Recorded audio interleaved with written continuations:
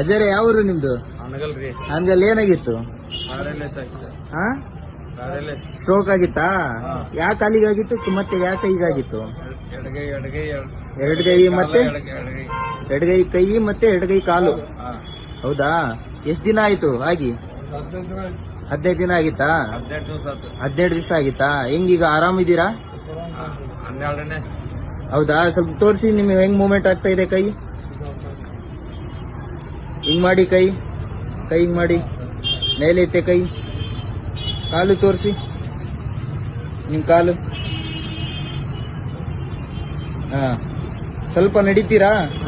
ಬರ್ರಿ ನಡೀರಿ, ಬನ್ನಿ.